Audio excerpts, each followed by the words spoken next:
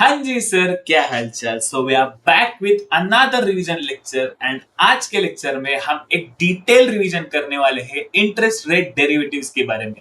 Yes sir, interest rate derivatives एक बहुत ही छोटा चैप्टर है, बट यहाँ से क्वेश्चन आपको एग्जाम में देखने को मिलता ही मिलता है। बट यहाँ पे मेन प्रॉब्लम क्या होता है ना, मेन प्रॉब्लम यहाँ पे आपको ये देखने को मिलती है कि लोगों को यहाँ पे बहुत ज्यादा कंफ्यूजन होती है। कंफ्यूजन किस रेट में कि उनको ना, वो मेजोरिटी टाइम क्या करते हैं कि आप है ना समझने के बदले फॉर्मूलाज लर्न करके जाते हो। एंड अगर आपने इस चैप्टर के फॉर्मूलाज लर्न किए तो बाय डिफॉल्ट आप एग्जाम में गलती करोगे ही करोगे। ये चैप्टर के फॉर्मूला अगर सिर्फ याद करते बैठोगे ना आप, तो आप श्योर शॉट ये मिस्टेक करोगे ही करोगे कभी। क्योंकि क्या होता है ना, एग्जाम के प्रेशर के टाइम वो चीजें अगर आपको एक चीज भी याद नहीं आई या फिर थोड़ा बहुत कंफ्यूजन हुआ तो भी आप इसमें मिस्टेक करोगे। क्योंकि जैसे कि फॉर एग्जांपल से फर्स्ट फॉर्मूला ही अगर मैं बोलता हूं एफआरए के बारे में कि आपको नेट सेटलमेंट अमाउंट के लिए आप फॉर्मूला कैसे लर्न करोगे, N into R R minus F R into N divided by 12 divided by 1 plus R R into N divided by 12 into N.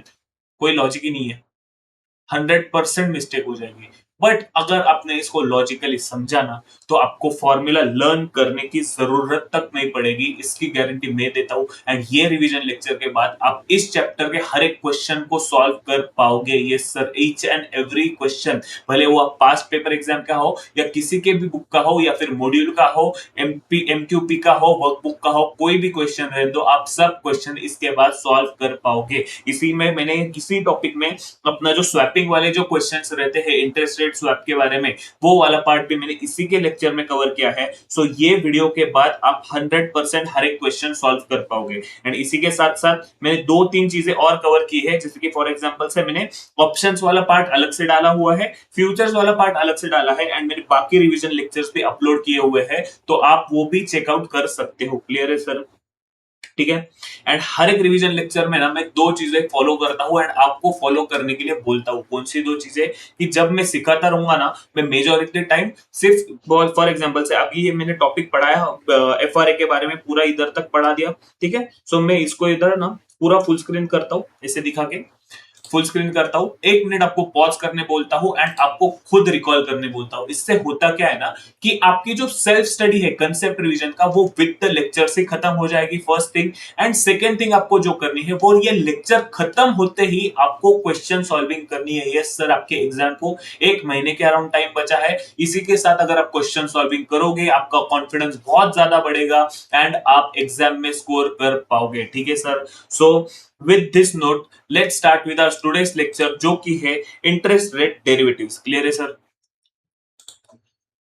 So interest rate derivative, sir हमने derivatives तो पढ़ लिया, options पढ़ लिया, future पढ़ लिया, अब इंटरेस्ट रेट डेरिवेटिव्स अलग से क्या पढ़ना है? सर इंटरेस्ट रेट डेरिवेटिव्स क्या होता है कि जब भी आपको एक लोन लेना रहता है तो आप लोन के टाइम पे क्या पे करते हो? आप इंटरेस्ट पे करते हो। क्लियर है सर? सो इंटरेस्ट पे करना मतलब क्या? आपको वो जो इंटरेस्ट है वो आपका क्या है? एक्सपेंस है। जो आपको है ना एक रिस्क होती है कि मेरा जो मैं रेट ऑफ इंटरेस्ट पे कर रहा हूं ना, वो अभी तो मैं लोन लिया है 9% से। सो मे बी क्या हो सकता है ना कि मार्केट में अगर इंटरेस्ट रेट बढ़ा तो क्या होगा, मुझे 10%, 12%, 15% से इंटरेस्ट पे करना पड़ेगा। सो ये मेरे लिए रिस्क हो जाएगी एंड ऐसे टाइम पे मेरा जो एक्सपेंस है, मेरा जो कैश आउटफ्लो है, वो बहुत ज्यादा बढ़ जाएगा एंड मैं फाइनेंशियल प्रॉब्लम्स में आ जाऊंगा। बट सर ऐसा थोड़ी ना होगा, अगर हमने लोन किसी एक फिक्स अमाउंट पे लिया है तो वो फिक्स ही रहेगा ना। ये हो सकता है अगर आपने फिक्स्ड इंटरेस्ट रेट पे लोन लिया रहेगा तो। बट आपने कभी भी देखो मार्केट में अगर आप जाओगे ना, हाउसिंग लोन लेने जाओगे या फिर कोई भी लोन लेने जाओगे ना,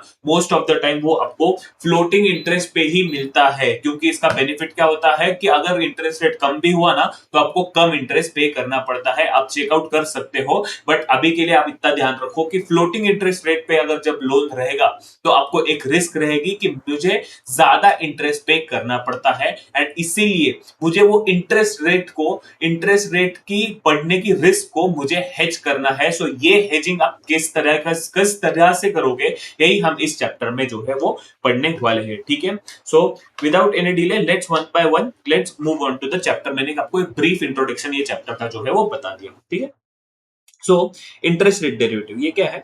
interest rate derivatives are valuable tool by in managing risk by hedging interest rate risk. Yes, hedging मतलब क्या, ये मैंने आपको ऑप्शंस एंड फ्यूचर्स के वीडियो में बताया हुआ था। जो डेरिवेटिव्स का मैंने आपको 2 पार्ट डाले हुए थे, उसमें मैंने आपको ये बताया हुआ है।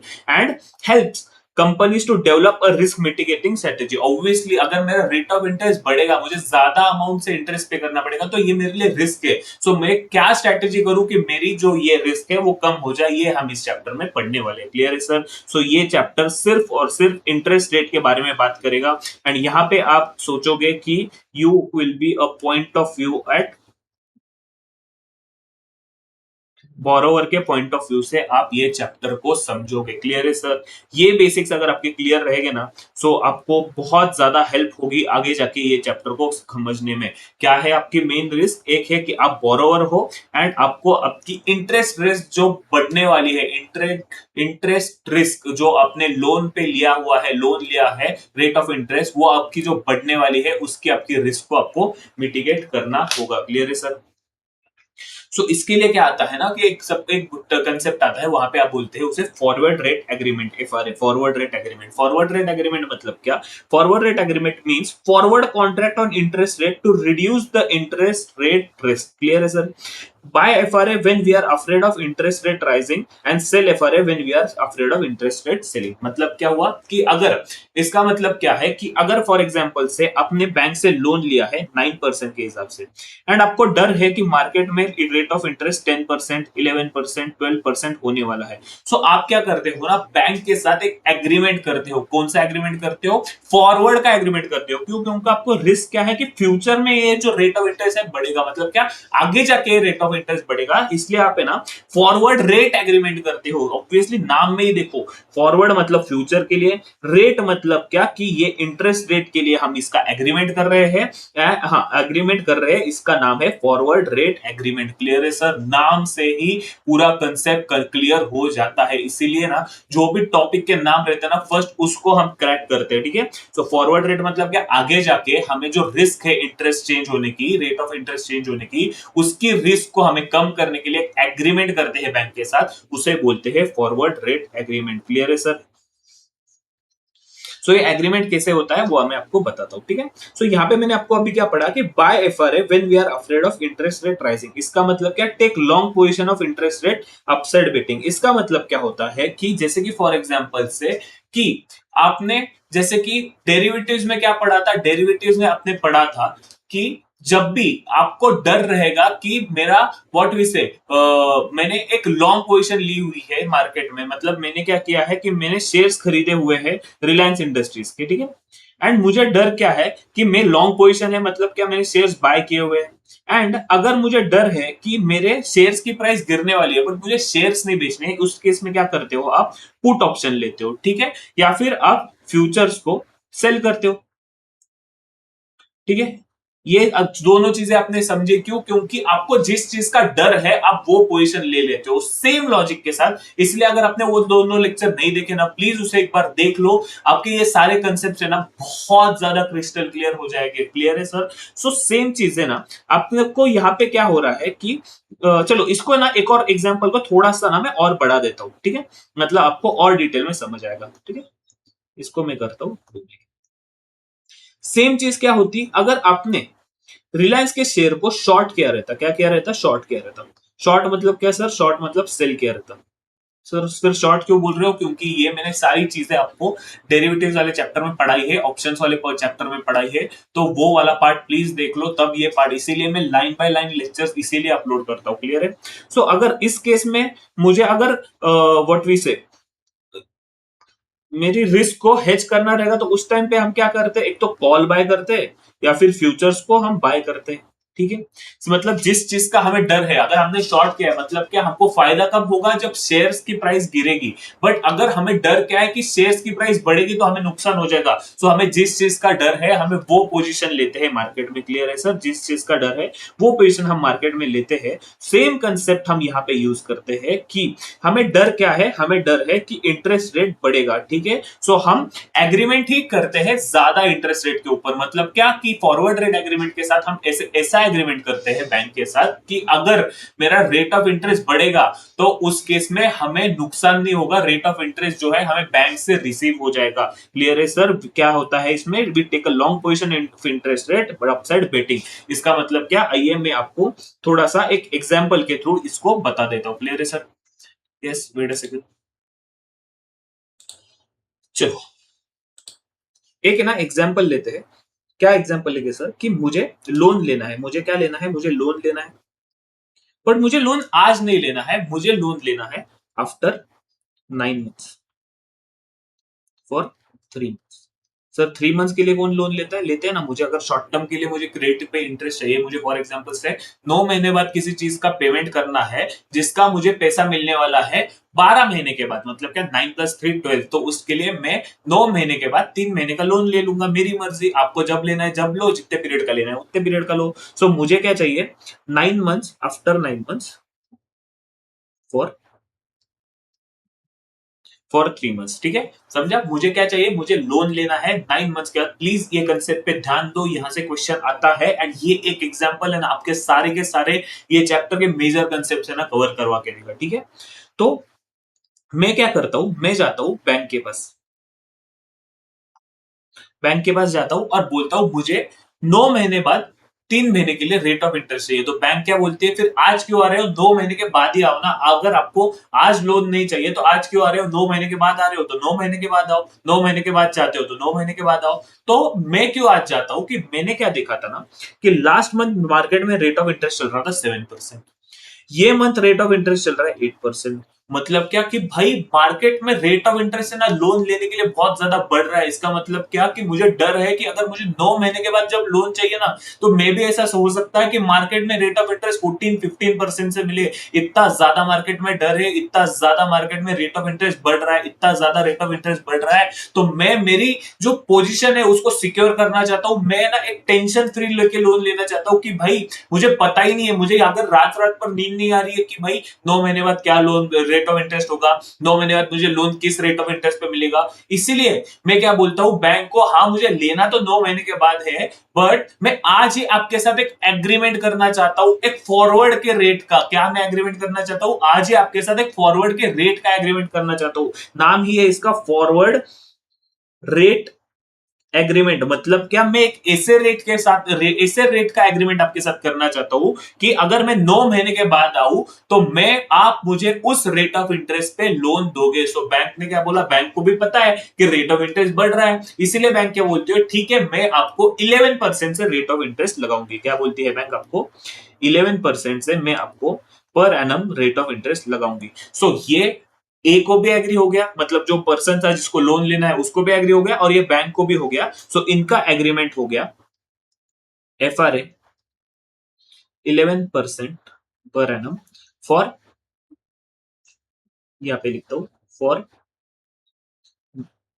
3 मंथ्स आफ्टर 9। क्लियर है सर? आप समझे आपको लॉजिक कि एफआरए एग्रीमेंट क्यों किए जाते हैं? एफआरए एग्रीमेंट इसके लिए किए जाते हैं कि मुझे अगर फ्यूचर में लोन लेना है एंड मुझे दिख रहा है कि रेट ऑफ इंटरेस्ट बढ़ रहा है, सो मैं आपकी पोजीशन को, रेट ऑफ इंटरेस्ट को एक लॉक करना चाहता हूं कि मुझे एक फिक्स रेट ऑफ इंटरेस्ट पे मुझे लोन चाहिए। इस केस में क्या करता हूं कि मैं लॉक कर लेता हूं मेरा रेट ऑफ इंटरेस्ट की मुझे 9 महीने बाद 3 महीने के लिए रेट ऑफ लोन चाहिए, तो मैं उसके लिए 11% पर एनम पे करूंगा। क्लियर है सर? यस, बहुत ही डिटेल में मैंने एग्जांपल लिया है। एंड सेम चीज क्या हो सकती है, अगर मुझे मुझे कुछ पैसे आने वाले हैं 9 महीने के बाद मैं उसको डिपॉजिट करना चाहता हूं ना, तो सेम चीज इसके लिए भी हो सकता है कि मुझे डिपॉजिट का रेट ऑफ इंटरेस्ट भी मैं वहां पे डिसाइड कर सकता हूं। वो कैसे करते हैं वो आप आगे देख लेते हैं। ठीक है, इसके लिए ना मैंने यहाँ पे ना नीचे कुछ नोटेशन दिया है, आइए उसको पढ़ते हैं। ठीक है, मैंने क्या किया है यहाँ पे, मैंने यहाँ पे लिखा है कि a bank quotes FRA 9 into 12 is 9% and 11%। इसका मतलब क्या, ये अगर आपको पढ़ने को आया ना तो आप इजीली क्वेश्चन क्रैक कर सकते हो। ठीक है, सेम चीज है जो मैंने आपको एग्जांपल में बोली। क्या बोला है यहाँ पे मैंने कि मुझे क्या चाहिए था? मुझे लोन चाहिए था 9 महीने के बाद। सो यहाँ पे लिखा है 9। ठीक है, हाइलाइटर से हाईलाइट कर दो। मुझे चाहिए था 9 महीने के बाद, यहाँ लिखा है 9 मंथ्स। ठीक है, हम्म, मुझे कितने टाइम के लिए चाहिए था? मुझे चाहिए था 3 महीने के लिए। सर यहाँ पे तो 12 लिखा है, अरे बाप रे। ठीक है, सो इसका मतलब क्या? मार्क करके रखते हैं, ठीक है। मुझे कितने रेट ऑफ इंटरेस्ट पे लोन मिला, मुझे रेट ऑफ इंटरेस्ट पे मिला 11% पे, यहाँ पे लिखा है 11%, सर यहाँ पे तो 9% भी लिखा है, और कोई कलर है, यहाँ पे तो 9% भी लिखा है, तो इसका मतलब क्या, ठीक है। आप इस लाइन को क्रैक कर सकते हैं, ठीक है। देखो मैंने क्या बोला था, मुझे चाहिए 11%, 9 मंथ के बाद 3 मंथ के लिए रेट ऑफ इंटरेस्ट, 3 मंथ के लिए लोन जिसका मुझे रेट ऑफ इंटरेस्ट बैंक ने चार्ज किया 11%। सो मैंने क्या किया, मैंने किया बाय एफआरए, क्यों, क्योंकि मुझे क्या करना था, लोन लेना था, इसलिए मैंने क्या किया, बाय एफआरए, क्यों, क्योंकि मुझे रिस्क क्या थी, मेरी रिस्क क्या थी, बाय एफआरए, क्यों, क्योंकि मुझे थी लॉन्ग पोजीशन, क्योंकि मुझे थी रिस्क रेट ऑफ इंटरेस्ट बढ़ने की, ठीक है। So by FRA at 9 into 12 at 11%, contract to borrow after 9 months for 3 months at the rate 11%। Same चीज जो हमने ऊपर के एग्जांपल में समझी थी ना, सेम चीज मैंने यहाँ पे लिखी है। सो यहाँ पे ना बैंक डिनोट कैसे करता है, अब ये मैं आपको बताता हूँ कि बैंक ने यहाँ डिनोट क्या किया, 9 into 12, 9 into 12 का मतलब क्या होता है कि 9 months के बाद, into 12 मतलब 9 months के बाद, आज से 9 मंथ्स के बाद आज के 12 मंथ्स के लिए, मतलब क्या, आज के 9 मंथ के बाद आज के 12 मंथ के लिए, मतलब क्या हुआ, 9 - 12 करोगे तो कितना होगा, 9 - 12 करोगे तो 3 मंथ्स हो गया। इसका मतलब कि मुझे 3 महीने के लिए लोन मिला, आज के 9 मंथ्स के बाद आज के 12 मंथ्स के लिए, आज के 9 मंथ्स के बाद आज के 12 मंथ्स के लिए, आज के 9 मंथ्स के बाद आज के 12 मंथ्स तक, ठीक है। आज के 9 मंथ्स के बाद आज के 12 मंथ्स तक, इसका मतलब क्या, मैं लोन कब लूंगा, मैं लोन लूंगा 9 मंथ्स के बाद, एंड मैं रीपेमेंट करूंगा, मैं रीपेमेंट करूंगा 12 मंथ्स के बाद। इसका मतलब मेरा जो लोन पीरियड हो गया वो हो गया 3 मंथ्स। क्लियर है सर, आज मैं लूंगा 9 मंथ्स के बाद और मैं रीपेमेंट करूंगा इसका 12 मंथ्स के बाद। इसका मतलब हुआ कि मेरा रेट ऑफ इंटरेस्ट जो मुझे लगेगा 11% पर एनम, वो मुझे 3 महीने के लिए लगेगा। इस केस में क्या हो जाएगा, इसको हम क्या करेंगे, डिवाइडेड बाय 12 करेंगे और इंटू 3 मंथ्स करेंगे। क्लियर है सर, क्योंकि हम ऑलवेज अज्यूम करते हैं कि हमारा जो रेट ऑफ इंटरेस्ट है वो होता है पर एनम बेसिस पे, क्या होता है, वो पर एनम बेसिस पे ही होता है। क्लियर है सर। सर बट यहाँ पे एक और चीज लिखी है 9%, तो वो हमने 9% पे लोन क्यों नहीं लिया, क्योंकि क्या होता है ना कि आप बैंक के पॉइंट ऑफ व्यू से समझो, ठीक है। एक बैंक है, यही बैंक का एग्जांपल लेते हैं, अ बैंक है। बैंक क्या करती है, एक तो लोन देती है, और बैंक क्या करती है, एफडी भी कर, एफडी का ऑप्शन देती है, ठीक है। इसका मतलब क्या, ये लोन पे जो इंटरेस्ट है वो अपना एक्सपेंस है, बट बैंक के लिए तो इनकम है ऑब्वियसली, और एफडी क्या है, बैंक का एक्सपेंस है, ठीक है। इसका मतलब क्या है ना, बैंक का धंधा कैसे चलता है, बैंक लोन देती है, वहां से कमाती है, एफडी पे से जो पैसा है वहां पे उनको पैसे दे देती है। इसका मतलब क्या होता है कि बैंक ऑब्वियसली जब लोन देगी तब ज्यादा अमाउंट पे लोन देगी, एंड जब डिपॉजिट रखेगी अपने पास, जब आपको इंटरेस्ट देगी तो कम अमाउंट पे देगी। क्या करेगी, आपसे जब चार्ज करेगी तो ज्यादा अमाउंट से चार्ज करेगी, एंड आपसे जब इंटरेस्ट देगी, आपको जो इंटरेस्ट देगी वो कम अमाउंट से देगी। इसलिए जब लोन देगी ना बैंक, तब वो 11% से लोन देगी, बट आपको जब डिपॉजिट करना रहेगा ना तो वो कम इंटरेस्ट से डिपॉजिट करेगी, 9% से इंटरेस्ट डिपॉजिट करेगी। सो इससे क्या हो जाएगा, एक पर्सन है उसने क्या किया, एक पर्सन ने लोन लिया 11% से, एक पर्सन ने बैंक में पैसा डिपॉजिट किया 9% से। सो बैंक का फायदा कितना हुआ, बैंक का फायदा हुआ 9 - 3, 2% का जो है वो बैंक का फायदा हो गया। क्लियर है सर। सो ये होता है बैंक की इनकम, जिसे हम बोलते हैं spread, difference of rate of interest, जिसे हम बोलते हैं difference of rate of interest, जिसे हम बोलते हैं स्प्रेड। सो ये होती है बैंक की इनकम। ठीक है सर, हमने ऑलमोस्ट ऑलमोस्ट 20-25 मिनट से यही डिस्कशन कर रहे हैं कि ये हम लोग अभी तक पेज का हाफ पेज भी कवर नहीं किए, बट यही चैप्टर पे डिस्कशन, यही वाले पार्ट पे हमारा ऑलमोस्ट आधे घंटे से डिस्कशन चल रहा है, 15-20-25 मिनट से डिस्कशन चल रहा है। क्यों, क्योंकि ये टॉपिक इतना ज्यादा नेसेसरी है। ये जो मैंने एक एग्जांपल लिया था ना, ये एग्जांपल में आपको हर एक चीज कवर हो गई, आपको इसका लाइन कवर हो गया, बट मैं एक और बार आपको वापस से एफआरए क्या है वो एक्सप्लेन करता हूं। क्लियर है सर, अब आपको और ज्यादा क्लैरिटी आ जाएगी। रिवीजन लेक्चर के अंदर भी मैं रिवीजन इसका ले रहा हूं। क्लियर है सर। अरे यार, इसका थोड़ा सेटिंग चेंज करना पड़ेगा, कुछ समझ नहीं रहा है, सब प्रॉब्लम क्यों देता है ये।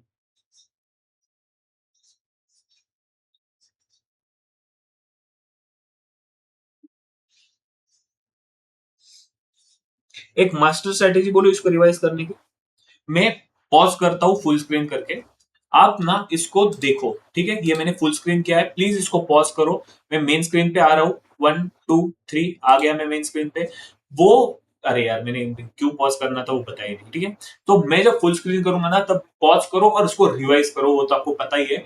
बट जब मैं आप रिवाइज करोगे और उसके बाद में वापस से एक बार रिवाइज करूंगा ना, तो आपका ये कंसेप्ट है ना, 1 डे बिफोर एग्जाम भी आपको पढ़ने की जरूरत नहीं पड़ेगी। ऑब्वियसली 1 डे बिफोर एग्जाम पढ़ना ही है, उसके डाउट नहीं। बट अगर आप एक बार पढ़ोगे और वापस से मेरी आप ये बात सुनोगे ना, मेरा एक्सप्लेनेशन सुनोगे ना, तो आपको क्लियर हो जाएगा। अभी तक आपको 50 60% 70% क्लियर हुआ रहेगा, मे बी 100% भी क्लियर हुआ रहेगा। एक बार आप वापस से पढ़ लो, आपको और क्लैरिटी आ जाएगी। एंड आपने पढ़ने के बाद अगर मैं वापस से उसको रिवाइज करूंगा ना, तो एक्सट्रीम क्लैरिटी आ जाएगी, आप कभी नहीं भूलोगे। इसलिए प्लीज पॉज करो, ठीक है। क्या रहेगा, रिवाइज हो गया आपका, 1 2 3 में आ रहा हूं वापस, ठीक है।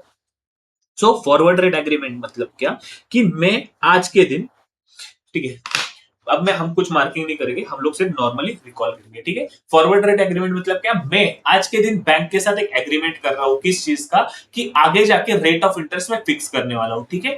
फिक्स क्यों करता हूं, एक तो मुझे लोन लेना रहेगा या फिर मुझे लोन देना रहेगा। लोन देना रहेगा मतलब बैंक को हम लोन नहीं देते, बैंक में आप पैसे डिपॉजिट करते हो एक हिसाब से। ऐसे बोलो ना, आपको बैंक ने बैंक को लोन दिया, ऐसे भी हो सकता है, ठीक है। बट एक होता है कि एक तो आप बैंक में पैसे डिपॉजिट कर सकते हो या फिर बैंक से पैसे लोन ले सकते हो, ठीक है। फॉरवर्ड रेट मतलब क्यों, क्योंकि मुझे आज नहीं करना है, मुझे कुछ महीने के बाद करना है। और क्यों करना है, मैं आज क्यों रेट डिसाइड कर रहा हूं, क्योंकि मुझे डर है, अगर मुझे बाई चांस ऐसा लग रहा है कि मार्केट में रेट ऑफ इंटरेस्ट गिर रहा है और मुझे पैसे डिपॉजिट करना है, तो मैं क्या करूंगा, एफआरए सेल करने का एग्रीमेंट करूंगा। एंड अगर मुझे डर क्या है कि मार्केट में रेट ऑफ इंटरेस्ट बढ़ रहा है एंड मुझे लोन लेना है, तो मैं उस केस में एफआरए बाय करूंगा, ठीक है। अगर मुझे रेट ऑफ इंटरेस्ट बढ़ने का डर है तो मैं एफआरए बाय करूंगा, एंड अगर मुझे रेट ऑफ इंटरेस्ट गिरने का डर है तो एफआरए में सेल करूंगा। एफआरए मतलब क्या, फॉरवर्ड रेट एग्रीमेंट। ऑब्वियसली मैं रेट बाय करूंगा क्योंकि उस रेट पे मैं लोन लूंगा, एंड एफआरए में सेल करूंगा क्योंकि उस रेट पे मुझे रेट ऑफ इंटरेस्ट मिलेगा, मैं बैंक को पैसे दे दूंगा, ठीक है।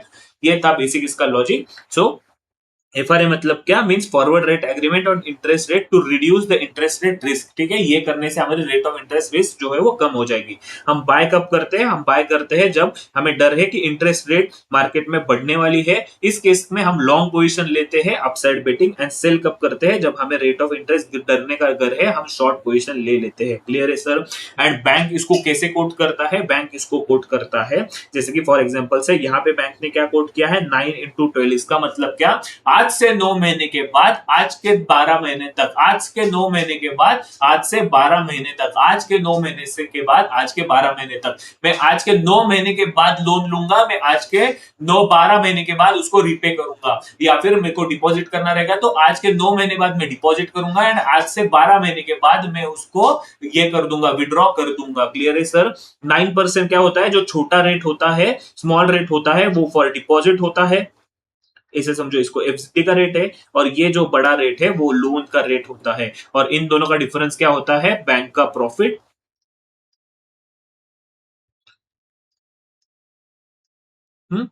इन दोनों का डिफरेंस होता है बैंक का प्रॉफिट, जिसे बोलते हैं स्प्रेड। क्लियर है सर। यस, तो इसको हम इंटरप्रेट कैसे करेंगे, अगर मुझे लोन लेना है, अगर मुझे बाय करना है, तो हम इंटरप्रेट करते हैं बाय एफआरए 9 into 12 @ 11%। क्यों, क्योंकि मुझे लोन लेना है तो ज्यादा रेट में लूंगा। इसका मतलब क्या, contract to borrow after 9 months for 3 months @11% per annum. Clear है सर। एंड सेम चीज 9 into 12 @9% क्या, contract to invest after 9 months for 3 months @9%। Clear annum. Clear है सर। यस, बहुत डिटेल में मैंने एक्सप्लेन किया हुआ है। यहाँ से आपकी आपकी एक भी गलती एक्सपेक्टेड नहीं है आप, ठीक है। यहाँ पे मैंने कुछ नोट दिए हैं। क्या नोट है, higher rate is for buying, rate of interest rate rising, lower rate is for selling, rate of interest rate selling. Sir ये तो आपने बताया था, बट एक और चीज है यहाँ पे जो मैंने अभी तक आपको बताई नहीं है, तो उस पर ज्यादा फोकस करो। थर्ड वाला पॉइंट जो है, वहां पे क्या है, व्हेन क्वेश्चन गिव्स, अगर क्वेश्चन में एक्स नहीं दिया है, अगर क्वेश्चन में वी दिया है, तो इसका मतलब क्या, वो मिसप्रिंट है क्या, इसका मतलब वो मिसप्रिंट नहीं है। अगर क्वेश्चन में एक्स रहता है ना, तो वो होता है मंथ्स। एंड अगर क्वेश्चन में वी रहता है ना, दैट रिप्रेजेंट्स ईयर। 9v12 मतलब 9 साल के बाद 12 महीने, आज से 9 साल के बाद, आज से 12 साल के लिए, सॉरी, आज बराबर है ना, आज से 9 साल के बाद, आज से 12 साल तक, मतलब जब वी रहता है तब हम वो रिप्रेजेंट करता है year. After 9 years for 3 years, ठीक है। यस। एंड लोन का पीरियड क्या होता है, इन दोनों का डिफरेंस, मतलब जो पीरियड हमको डिपॉजिट करना है, बाय करना है, उसका डिफरेंस होता है। ऑब्वियसली आज से 9 महीने के बाद आज से 12 महीने तक, इसका मतलब क्या, 3 महीने के लिए मुझे लोन चाहिए। क्लियर है सर? ये था बेसिकली एफआरए का लॉजिक। ठीक है, अब ये एफआरए को हम हेजिंग के लिए कैसे यूज करते हैं हम ये बता सकते हो। एक तो हो गया कि मैंने इसके लिए लोन जब लेना है मेरा रेट ऑफ इंटरेस्ट कम करने के लिए, ठीक है, एक बार देख लो इसको, एक बार मैंने क्या किया, रेट ऑफ इंटरेस्ट मुझे कम करना था, इसके लिए मुझे लॉक करना था, इसके लिए मैंने ये टेक्निक यूज किया एफआरए का। एंड अब एफआरए हेजिंग के लिए कैसे कैलकुलेट करते हैं हम उसे देखते हैं। ठीक है, ठीक है, अब हमने ना लोन तो ले लिया, किस रेट पे हमने लोन ले लिया, हमने लोन ले लिया है 11% से। ठीक है, हमने अब 11% से लोन तो ले लिया, बट इससे हेजिंग कैसे हुई वो जानते हैं। अगर मुझे एक बात बताओ, मार्केट में अगर एक्चुअल में रेट ऑफ इंटरेस्ट हो गया 13%, ठीक है, इसका मतलब क्या हो गया, मुझे हो गया 2% का फायदा, बल्ले बल्ले, मुझे परसेंट हो गई 2% की, बल्ले बल्ले। तो obviously per annum per annum per annum सब कुछ चीजें होगी पर एनम के अकॉर्डिंग। क्लियर है सर?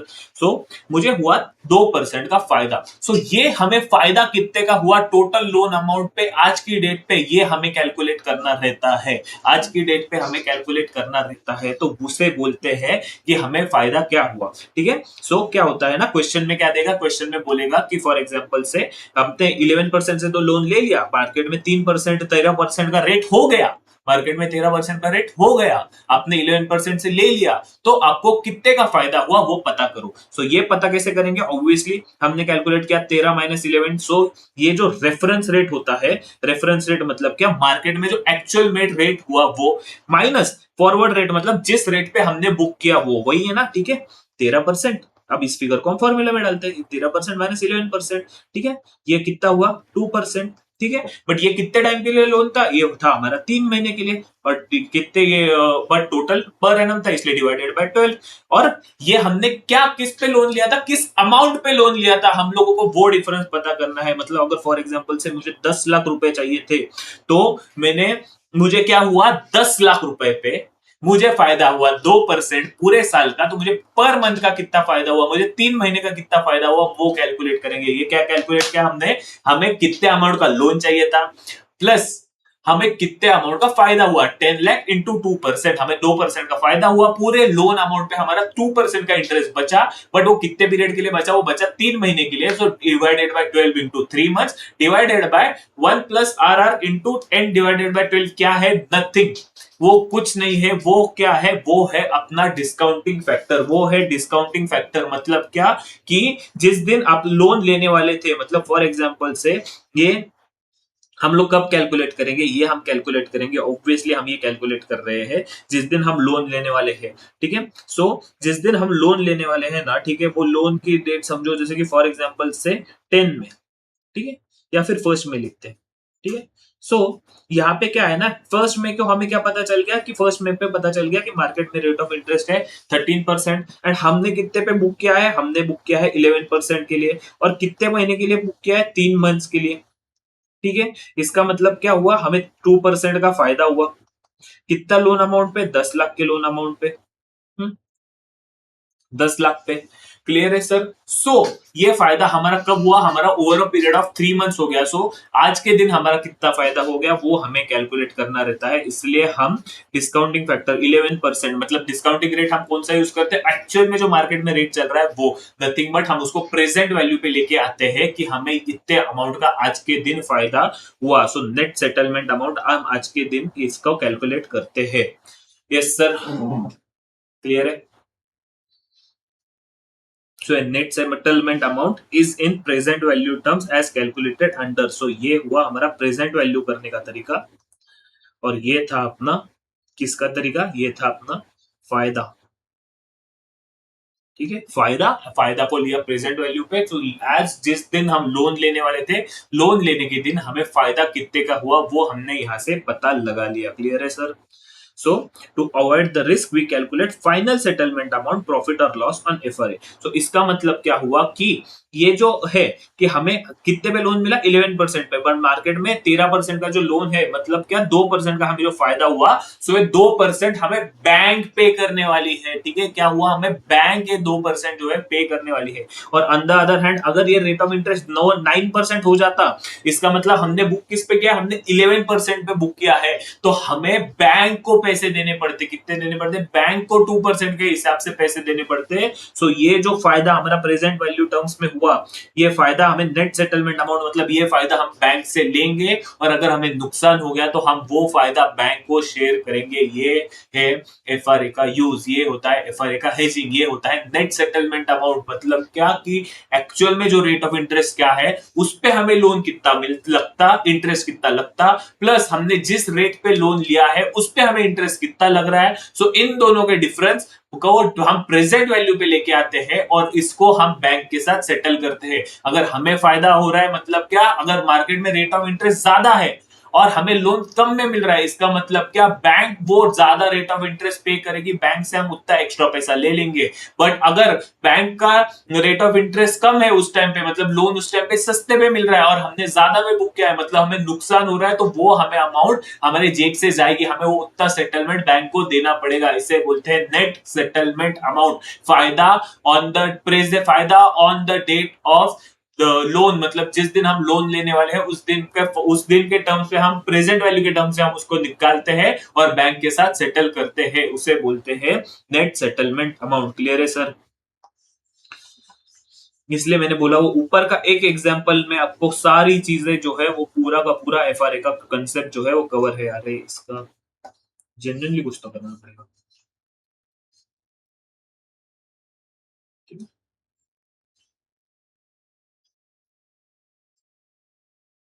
यस, सो ये था अपना एफआरए फॉर हेजिंग। ठीक है, नाउ लेट्स जस्ट अंडरस्टैंड कि ये जो थ्योरेटिकल एफआरए जो है, एफआरए जो हम रेट बोल रहे हैं, इसको कैलकुलेट अगर करने के लिए हमको पूछा गया क्वेश्चन में कि प्लीज कैलकुलेट ये एफआरए का रेट क्या है, तो उसको हम कैसे कैलकुलेट करते हैं, आइए मैं आपको वो सिखाता हूं। ठीक है, एफआरए का रेट मतलब क्या कि जैसे कि फॉर एग्जांपल से आपको लोन लेना है, बट आप है ना कंफ्यूज हो कि आपको ना लोन भले 6 महीने के लिए लगने वाला है, वो तो फिक्स्ड है आपको, बट आपको ना और 3 महीने के लिए भी लोन है ना वो लग सकता है। ठीक है, तो इसका मतलब क्या कि जैसे कि फॉर एग्जांपल से मैं एक टाइमलाइन बनाता हूं कि ये क्या है,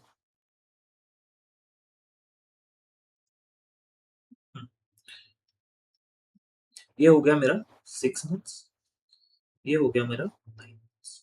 ठीक है, मतलब क्या कि मुझे लोन लेना है 6 महीने के लिए, ये तो मुझे फिक्स है, बट मुझे ना 9 महीने के लिए भी लोन लग सकता है। तो बैंक ने क्या बोला कि एक काम करो, अगर आपको 6 महीने का लोन चाहिए ना, तो हमको लोन दे देंगे आपको 9% पर एनम इंटरेस्ट के ऊपर। एंड अगर आपको 9 मंथ का इंटरेस्ट चाहिए ना, 9 मंथ के लिए लोन चाहिए ना, तो हम आपको चार्ज करेंगे 8.5% पर एनम। सर अलग अलग रेट क्यों? क्योंकि होते हैं, अगर जितने ज्यादा टाइम के लिए आप लोन लेते हो उतना कम इंटरेस्ट रेट आपको बैंक चार्ज करता है। ठीक है, प्रैक्टिकली ऐसा होता ही है। ठीक है, बट आपको ना एक तो 6 महीने का आप तो अभी ले लोगे लोन, ठीक है, बट आप अभी 9 मंथ्स का ले नहीं सकते क्योंकि आपको पता ही नहीं है कि आपको 9 महीने के लिए पैसे लगने वाले हैं या नहीं लगने वाले हैं। एंड सर ऐसा सिचुएशन रियल लाइफ में बहुत ज्यादा आता है। कभी कभी आपने आपके घर वालों को भी देखा रहेगा कि यार 6 महीने के लिए लोन लगने वाला है, बट 6 महीने के बाद अगर मुझे वहां से पैसे नहीं आए ना, मुझे अगर जहां से पैसे आने वाले रहते हैं, अगर आपकी बिजनेस कोई फैमिली बिजनेस बैकग्राउंड से होता है तो वहां से होता है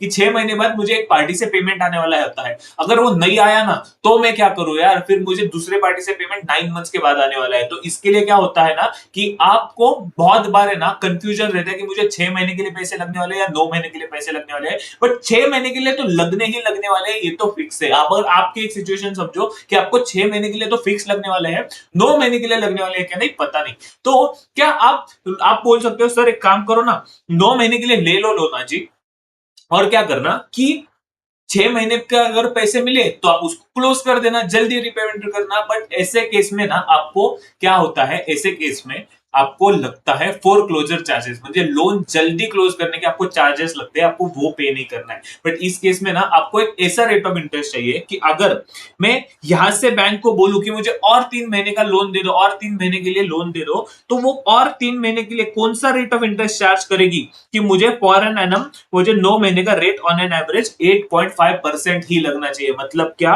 कि एक ऐसा रेट हमें कैलकुलेट करना है कि जहां से अगर हम पूरे पीरियड के लिए एक साथ लोन ले ले या फिर दो अलग अलग पीरियड के लिए दो बार लोन ले ले, तो भी हमारा रेट ऑफ इंटरेस्ट है सेम पड़ना चाहिए, हमारा इंटरेस्ट कॉस्ट सेम रहना चाहिए। आई रिपीट, अगर मैं डायरेक्टली 9 मंथ्स के लिए इंटरेस्ट ले लू, लोन पे ले लू, तो मुझे लगेगा 8.5% पर एनम। अगर मैं 6 महीने के लिए ले लू तो मुझे लगेगा 9% पर एनम। सो अगर एक ऐसे किस रेट ऑफ इंटरेस्ट पे अगर मुझे पैसे मिलेंगे कि मैं अगर 6 महीने के लिए एक बार ले लू एंड वापस से और 3 महीने के लिए एक बार ले लू, तो वो हो जाएगा इक्वल 8.5% पर एनम पे। अगर बैंक ने मुझे वो रेट ऑफर किया कि ठीक है अभी आप 6 महीने के लिए ले लो एंड अगर आपको और 3 महीने के लिए लगेगा ना, तो हम आपको एक्स परसेंटेज लोन चार्ज करेंगे। अगर वो एक्स परसेंटेज लोन इसका और इसका टोटल मिला के 8.5% हो गया, तो मैं इनडिफरेंट रहूंगा, भले मैं 9 महीने के लिए लोन लू या भले मैं 6 महीने के लिए और 3 महीने के लिए दो अलग अलग पीरियड के लिए लोन ले लू। क्या कर रहे हैं हम,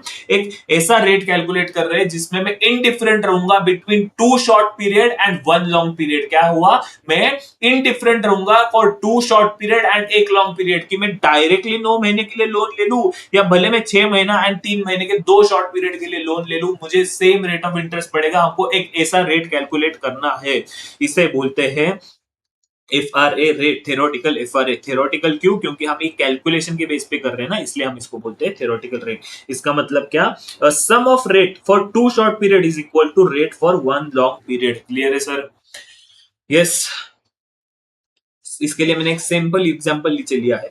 अ bank provide a loan for 2 years at the rate 4.2% per annum. मतलब 2 साल के लिए अगर आपको लोन चाहिए तो आपको लोन पड़ेगा 4.2% पर एनम के हिसाब से। एंड अगर आपको 3 साल के लिए लोन चाहिए तो आपको लगेगा 4.48% पर एनम। ठीक है, मतलब क्या कि अगर आपको 2 साल के लिए लोन चाहिए तो 4.2% होगा, 3 साल के लिए चाहिए तो 3.48% पर एनम होगा। सो आपको क्या कैलकुलेट करना है, आपको एक ऐसा रेट कैलकुलेट करना है कि जो 2 साल और 3 साल के बीच में का रेट जो है आपको कैलकुलेट करना है। देखो यहाँ पे वी लिखा है, वी आज से 2 साल के बाद, आज के तो 3 साल तक, आज के 2 साल के बाद, आज के 3 साल तक। इसीलिए मैंने वो बोला ना, सिर्फ स्टार्टिंग का एग्जांपल था वो, इसीलिए मैंने बहुत डिटेल में गया हूं मैं वो एग्जांपल में। वी मतलब क्या, ईयर्स। तो हम ऐसे केस में क्या करेंगे ना, सिंपल हम एग्जाम में भी इसको ड्रॉ करके आएंगे ताकि कभी भी गलती ना हो। क्या ड्रॉ करेंगे, हम ड्रॉ करेंगे टाइमलाइन। चलो मैं आपको साथ वापिस से इसको ड्रॉ करता हूं कि मुझे क्या चाहिए, हाईलाइटर है, ठीक है। मुझे क्या चाहिए, सबसे पहले ईयर 0, फिर 2 साल हो गए और ये 3 साल हो गए। क्लियर है? मुझे 2 साल के लिए कितने में मिल रहा है, 2 साल के लिए मुझे मिल रहा है 4.2% पर एनम। ठीक है, और मुझे डायरेक्टली 3 साल के लिए कितने में मिल रहा है, मुझे डायरेक्टली 3 साल के लिए मिल रहा है 4.48% पर एनम। अब मुझे ये रेट कैलकुलेट करना है, इसका मतलब क्या, इसकी टोटल प्लस इसकी टोटल इज इक्वल टू इसकी टोटल। ठीक है, सो इस 4 पॉइंट वो पॉइंट क्या हुआ, 1.042। ऑब्वियसली रेट ऑफ इंटरेस्ट को हम डेसिमल में लगते हैं, ये कितने टाइम के लिए, ये 2 साल के लिए, प्लस 1 + R। ठीक है, हम लोग इसमें प्लस नहीं, हम लोग इसमें मल्टीप्लाई करते हैं क्योंकि रेट ऑफ इंटरेस्ट है। क्लियर है सर? यस। एक सेकंड। Yes, yes. तो हम क्या थे, हम लोगों ने क्या किया था कि एक ये कितने टाइम के लिए पीरियड है, ये है 2 साल के लिए, सो ये मुझे लगेगा 2 बार, और ये मुझे कितने बार लगेगा, ये मुझे लगेगा 1 बार। सो 1 + R का पावर 2 प्लस 1 + R, ये हमें 1 + R का पावर 2, क्यों, क्योंकि ये 2 साल लगने वाला है, हम इसको डिसिमल में डिनोट करते हैं। सो हमारा ये एक फर्स्ट पीरियड टाइम हो गया। प्लस प्लस मतलब रेट ऑफ इंटरेस्ट हम ऐड करते हैं तो मल्टीप्लाई करने के थ्रू ऐड करते हैं। यहाँ पे प्लीज प्लस मत करना, आपका आंसर जो है वो गलत हो जाएगा। ठीक है, सम ऑफ टू टोटल्स मतलब ये सम नहीं करना है, आपको मल्टीप्लाई करना है। रेट ऑफ इंटरेस्ट है, कंपाउंड रेट ऑफ इंटरेस्ट है, कंपाउंड रेट है, हम ऑब्वियसली कंपाउंड इंटरेस्ट कैलकुलेट कर रहे हैं, सो वो इनटू हो जाता है। ठीक है, अगर इनटू नहीं होता ना, प्लस होता ना, तो यहाँ पे हम इनटू 2 नहीं लिखते इसका पावर, हम लोग इसको लिखते 1.042 प्लस 1.042 प्लस 1 + R, ऐसे कैलकुलेट करते हैं हम, यहाँ पे पावर नहीं देते। क्लियर है? अगर प्लस करना रहता तो यहाँ पे हम इसीलिए इसको मल्टीप्लाई करते हैं। अगर ये लॉजिक मोस्टली लोग तो इसमें रेगुलर लेक्चर्स में भी नहीं बताते, मैंने आपको ये रिवीजन लेक्चर्स में भी बता दिया। सो इज इक्वल टू 1.0448 का पावर 3। ऑब्वियसली ये 3 साल के लिए है, 3 साल के लिए है, पर एनम का रेट है, तो हम इसको पावर 3 करेंगे और इसको अगर सब्सटीट्यूट करोगे तो आपको आंसर जो है वो आपका आ जाएगा। आपका आंसर आना चाहिए 5.04% पर एनम। ठीक है, ये आप प्लीज एक बार पॉज कर लो यहाँ तक और इसका आंसर कैलकुलेट करो, आपका 5.04 आना ही चाहिए। क्लियर है सर? यस, देख लो इसे एक बार।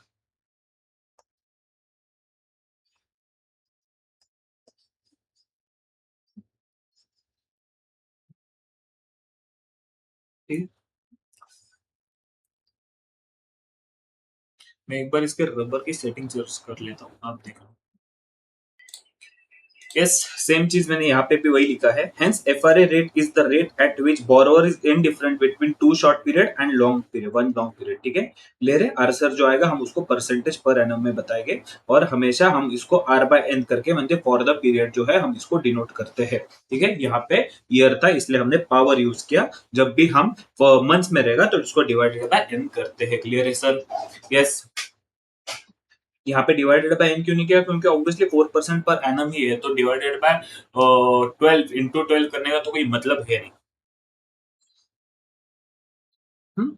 अगला टॉपिक आता है इंटरेस्ट रेट गारंटी और इंटरेस्ट रेट ऑप्शंस। ठीक है सर? यस, इसीलिए ये चैप्टर है ना, हम ऑब्वियसली डेरिवेटिव्स के बात करते हैं। क्यों? क्योंकि अब आपको समझेगा, आपको पता रहेगा कि ऑप्शंस में डिफरेंस क्या है एंड फ्यूचर्स में डिफरेंस क्या था। ये क्या था? ये अभी हमने क्या लिया था? फॉरवर्ड रेट एग्रीमेंट था ना। ठीक है, यहाँ पे हम वो फ्यूचर्स में जैसे कि दोनों पार्टी ऑब्लिगेटेड है, सेम यहाँ पे बैंक भी ऑब्लिगेटेड था कि पैसे, एक तो उनको अगर बैंक को फायदा होता रहेगा तो उनको पैसे पे करने पड़ेंगे और फायदा बेनिफिट होता रहेगा तो रिसीव करेगा। सेम जो लोन ले रहा है उसके भी केस में भी उसको दोनों चीजें है। मतलब क्या हुआ यहाँ पे फॉरवर्ड रेट एग्रीमेंट में, जिस रेट पे क्या हुआ, जिस रेट पे आपने लोन लिया है, मतलब 96% फॉर एग्जांपल पे आपने एफआरए बुक किया है, तो आपका कॉस्ट जो है वो 6% ही रहेगा। ठीक है, सिमिलर चीज ऑप्शन के केस में क्या था? ऑप्शन के केस में भी एक पार्टी होती है वो ऑब्लिगेटेड होती है, बट दूसरी पार्टी जो होती है जिसने ऑप्शन बाय किया है वो होता है उसके पास यस राइट होता है। उसके केस में जो हमने कल बहुत ही डिटेल में डिस्कस किया था, उसके पास राइट होता है। अगर वो फेवरेबल पोजीशन में रहेगा, अगर वो क्या रहेगा, अगर वो फेवरेबल पोजीशन में रहेगा तो वो उसके ऑप्शन को एक्सरसाइज करेगा, नहीं तो उसको लैप्स करेगा। इन इस केस में उसको कुछ तो भी पे करना पड़ेगा। क्या पे करना पड़ेगा? प्रीमियम अमाउंट जो है वो पे करनी पड़ेगी। Yes sir. सो ये बिना पढ़े ही हमने समझ लिया। क्यों? क्योंकि हमने कल के रिवीजन लेक्चर में इसको बहुत अच्छे से डिस्कस किया था। ठीक है, तो ये क्या है? Contract between option buyer and the bank in which option buyer has a right to receive the difference amount of interest if actual rate of interest exceed the strike price। strike price मतलब क्या है? कल भी हमने बताया strike price, exercise price, यहाँ पे strike rate आएगा क्योंकि वहां पे अमाउंट में डील कर रहे थे, हम यहाँ पे रेट में डील कर रहे थे। तो जैसे कि यहाँ पे एक्सरसाइज प्राइस और स्ट्राइक प्राइस था, वैसे यहाँ पे एक्सरसाइज रेट और स्ट्राइक रेट रहता है। क्लियर है सर? सो इसका मतलब क्या कि अगर मैंने ऑप्शन लिया है 10% के ऊपर अगर रेट ऑफ इंटरेस्ट गया तो मैं इसको एक्सरसाइज करूंगा। मतलब क्या कि अगर 10% के ऊपर रेट ऑफ इंटरेस्ट गया तो मैं बैंक से वो एक्स्ट्रा अमाउंट जो है वो उतना बेनिफिट ले लूंगा। और अगर मार्केट में एक्चुअल में 9% सिर्फ रेट चलता रहेगा तो मैं इस ऑप्शन को एक्सरसाइज नहीं करूंगा, मैं उसको लैप्स जाने दूंगा और मैं लोन जो लूंगा वो लूंगा 9% के अकॉर्डिंगली मैं उसको लोन ले लूंगा। ये अगर आपको तभी समझा रहेगा अगर आपने कल का रिवीजन लेक्चर देखा है, डेरिवेटिव का रिवीजन लेक्चर देखा है, तो ही आपको समझा रहेगा। क्लियर है sir? FRA bank is obligated to pay the option buyer but has no right to receive interest if rate of interest is less than strike rate। ठीक है, मतलब क्या? FRA बैंक जो है वो ऑब्लिगेटेड है बट बायर जो है वो ऑब्लिगेटेड नहीं है। अगर वो इंटरेस्ट रेट उसको कम मिलता रहेगा तो वो कम में भी ले सकता है। उसको नुकसान क्या होगा? उसको उस केस में सिर्फ ऑप्शन प्रीमियम का जो है वो नुकसान हो जाएगा जो उसने एडवांस में पे किया रहेगा उसी के बारे में। ठीक है सर? सो इसी के लिए सेम मैंने यहाँ पे इसके लिए एक चार्ट भी बना लिया है। देखो इसको एक बार ध्यान से। ये टेबल में क्या दिख रहा है आपको कि सबसे पहले यहाँ पे मैंने क्या किया है?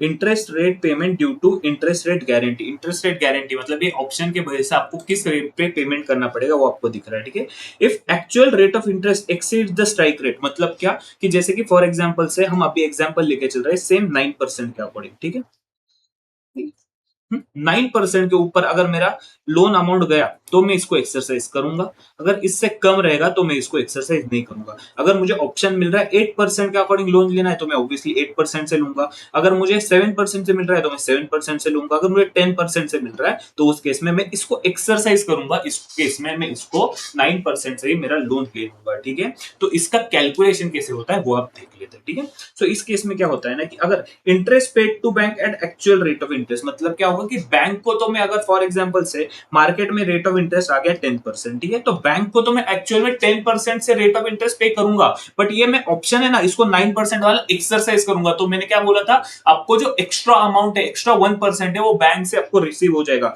इसलिए डिफरेंस जो है वो मुझे रिसीव हो जाएगा due to interest rate guarantee. मैंने गारंटी ली है कि मुझे 9% से ऊपर पे नहीं करना पड़ेगा, इसलिए loan amount into actual rate of interest plus low minus, मतलब मेरा लोन मतलब इंटरेस्ट जो है वो मेरा कॉस्ट कम हो जाएगा, इस केस में interest rate guarantee minus actual rate of interest जो है वो होगा। एंड मुझे क्या पे करना पड़ेगा, इंटरेस्ट प्रीमियम जो है वो पे करना पड़ेगा, वो एक तो अमाउंट में दिया रहेगा या फिर परसेंटेज ऑफ लोन अमाउंट में दिया रहेगा। सो ये हो गया मेरा नेट इंटरेस्ट पेबल। क्लियर है sir? Yes, and on the other hand अगर मुझे 7% से ही लोन मिल रहा है तो ऑब्वियसली मैं सिर्फ 7% से लोन पे करूंगा, मैं इसको लैप्स जाने दूंगा क्योंकि इसका कोई मतलब ही नहीं बचा अब। एंड यहाँ पे मुझे बट फिर भी ये जो रेट ऑफ इंटरेस्ट का प्रीमियम जो है वो मुझे पे करना ही करना पड़ेगा। क्लियर है सर? सो मेनली मुझे यहाँ पे क्या करना पड़ेगा, यहाँ पे हमको दो चीजें जो है वो फिक्स हो जाएगी। सबसे पहले हमें क्या करना पड़ेगा, जो एक्चुअल रेट ऑफ इंटरेस्ट है ना मार्केट में, एक्चुअल रेट ऑफ इंटरेस्ट से उस पे तो हमें loan amount into actual rate of interest से हमको पे करना ही करना है, प्लस अगर हमें प्रीमियम जो है वो भी पे करना पड़ेगा, loan amount into premium percent. ठीक है, बट अगर हमें अब क्या देखना है, एडिशनल चीजें हमें जो देखनी है वो हमें देखनी है वो है कि जो डिफरेंस है कि मुझे जो लोन अमाउंट है इनटू इंटरेस्ट रेट गारंटी का जो डिफरेंस है, मतलब मैंने गारंटी ली है कि मुझे बैंक की मैंने 9% से मैं लोन दूंगा, अगर इससे ऊपर का रहेगा रेट ऑफ इंटरेस्ट मार्केट में तो मैं उतना अमाउंट उसे एक्सरसाइज करूंगा, 9% वाले ऑप्शन को मैं एक्सरसाइज करूंगा और उतना डिफरेंस जो है मुझे रिसीव हो जाएगा। इस केस में ये हो जाएगा मेरा सेविंग और ये दोनों मेरा कॉस्ट हो जाएगा। सो नेट इंटरेस्ट पेबल मुझे जो आएगा, इस केस में मुझे नहीं आएगा क्योंकि it does not exceed strike rate. Clear है सर?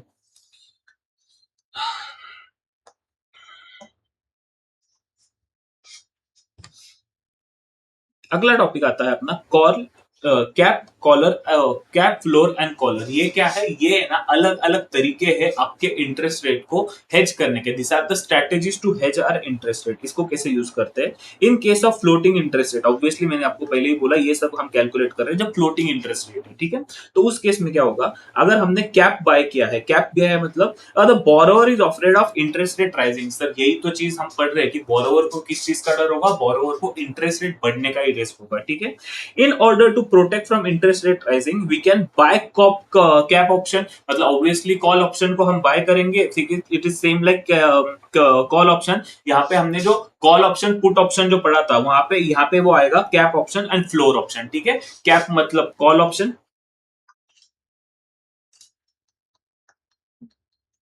फ्लोर मतलब पुट ऑप्शन। ठीक है, बट इसको नाम हम कॉल और पुट क्यों दे रहे हैं, क्योंकि ये हम इंटरेस्ट रेट की बात कर रहे हैं, हम इसको इसकी बात नहीं कर रहे। कैसे हो जाए, हम डेरिवेटिव फाइनेंशियल डेरिवेटिव्स की बात नहीं कर रहे, हम यहाँ पे इंटरेस्ट रेट डेरिवेटिव्स की बात कर रहे हैं, इक्विटी शेयर्स की बात नहीं कर रहे हम यहाँ पे। ठीक है, सो कैप कॉल ऑप्शन क्या है, call option is like cap option is like a call option. ठीक है, सो यहाँ पे क्या है, in order to protect rate of interest we can buy call option. ठीक है, cap option is a right but not an obligation to borrow certain amount at specified rate, मतलब क्या, स्ट्राइक रेट। ठीक है, so on maturity date and option premium is to be paid in advance, मतलब क्या, अगर मैंने 9% के according मेरा कैप लिया है तो मैं अगर 10% रहेगा तो मैं इसको 9% से पे करूंगा, एंड अगर 7% रहेगा तो मैं इसको लैब्स जाने दूंगा। बट ये लैब्स जाने के लिए मुझे इसके लिए एक प्रीमियम अमाउंट जो है वो पे करना पड़ेगा। एंड प्रीमियम अमाउंट पेबल कितना आएगा, actual rate minus strike rate जो मैंने अब डिसाइड किया है वो। एक्चुअल रेट मतलब क्या, मार्केट में जो एक्चुअल रेट कितना चल रहा है 10%, मैंने किस पे डिसाइड किया है, मैंने किया है 9% से, सो 1% का डिफरेंस मेरा loan amount into for the period. Clear है सर? मतलब ये चीज को हमको याद रखनी है। यहाँ पे हम क्या करेंगे, एक मैंने कितने में बुक किया और एक्चुअल में मार्केट में रेट क्या चल रहा है, ठीक है। मैंने बुक किया था 9% में, एक्चुअल मार्केट में रेट चल रहा है 10%, मतलब मुझे 1% का फायदा हुआ। किस अमाउंट पे मुझे 1% का फायदा हुआ एंड कितने पीरियड का फायदा हुआ, यही चीज हम ऊपर भी देखे थे एफआरए के केस में, एंड यही चीज हम यहाँ पे देख रहे हैं कि किस अमाउंट पे हुआ, कितने परसेंट का फायदा हुआ एंड कितने पीरियड का फायदा हुआ। सिमिलरली यहाँ पे भी सेम चीज देखने को मिल रही है आपको कि किस अमाउंट पे फायदा हुआ, कितने परसेंट का फायदा हुआ और कितने पीरियड का फायदा हुआ, ये चीज हम यहाँ पे देख रहे हैं। क्लियर है सर? यस। सो पी क्या है? पी है हमारा loan amount. I A R क्या है? Actual rate on reset date, मतलब जो रेट आया था मार्केट में वो हम, ठीक है। स्ट्राइक रेट मतलब जो रेट पे हमने डिसाइड किया है, and n is the number of period, ठीक है। ये हो गया अपना cap option, similar to call option है अपना, कोई लॉजिक चेंज नहीं है यहाँ पे, सिर्फ आएगा लोन अमाउंट आएगा यहाँ पे, ठीक है सर। सिमिलरली फ्लोर ऑप्शन, आप खुद सोचो, 2 मिनट रिकॉल करो कि फ्लोर ऑप्शन में क्या क्या हो सकता है, ठीक है। क्या क्या हो सकता है? Floor option is similar to put option, ठीक है। ये कब रहेगा? जब हमको interest rate, afraid of interest rate falling, ठीक है, to protect from interest rate falling we buy floor option. Clear है sir?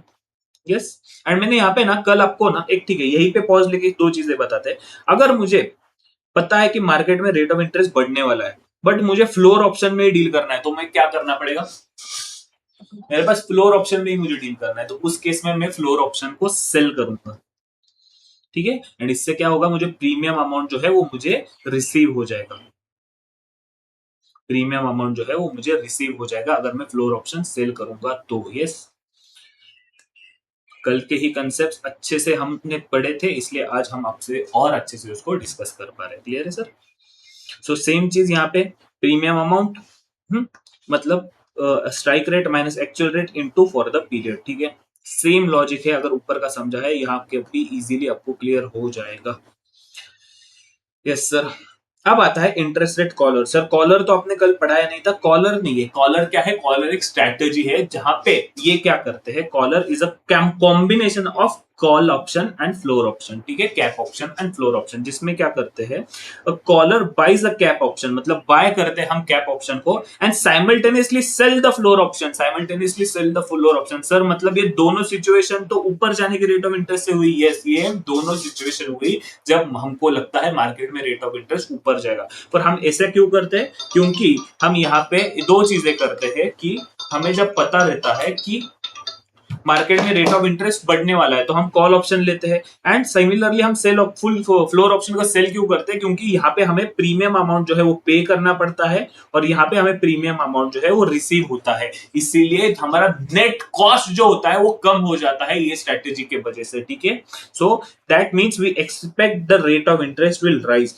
Buying a cap option, we pay premium and earns premium income from sale of floor option that offsets the cost of cap option, ठीक है। We buy cap at higher rate and sell floor at lower rate. Obviously हम लोग है ना ऊपर के amount का cap by करेंगे कि मुझे क्या डर है कि 10% के ऊपर जाएगा, ठीक है। तो मुझे कैसे 10% से ऊपर जाएगा तो मैं ऑप्शन एक्सरसाइज करूंगा और मैं 7% का बेचूंगा, क्योंकि अगर जब तक 7% के नीचे नहीं जाता तब तक फ्लोर वाला उसको एक्सरसाइज नहीं करेगा। 7% से ऊपर रहेगा तो मुझे वो प्रीमियम का बेनिफिट मिलने वाला है, और मुझे पता है, मैं एक्सपेक्ट कर रहा हूँ कि रेट ऑफ इंटरेस्ट बढ़ने वाला है, तो 7% के ऊपर ही रहेगा तो मुझे फायदा हो जाएगा। क्लियर है सर? यस। सेम चीज क्या है यहाँ पे, premium amount into difference of rate into for the period. Yes sir. And allocation of option premium for the period, मतलब जितने टाइम के लिए टोटल ऑप्शन प्रीमियम जो हमने पे किया था उसको हम डिवाइड करते हैं प्रेजेंट वैल्यू एन्युटी फैक्टर से, क्योंकि हमें वो उसको डिवाइड करना है फॉर द पीरियड। इसको divided by period, p n मत करो, मतलब 12 मंथ्स ऐसे नहीं करते हम, इसको डिवाइड करते हैं प्रेजेंट वैल्यू एन्युटी फैक्टर के साथ ही। यस। सो कैप, कॉलर और फ्लोर, जिसमें कैप होता है कॉल ऑप्शन, पुट होता है फ्लोर ऑप्शन, एंड कॉलर होता है अपना, कैप ऑप्शन होता है कॉल ऑप्शन, पुट ऑप्शन होता है फ्लोर ऑप्शन, एंड कॉलर होता है दोनों की स्ट्रेटेजी, ठीक है। देख लो एक बार इसको। So moving forward, interest rate future मतलब क्या सर, ये सेम है क्या फॉरवर्ड एग्रीमेंट की तरह? नहीं, इसमें थोड़ा सा डिफरेंस है।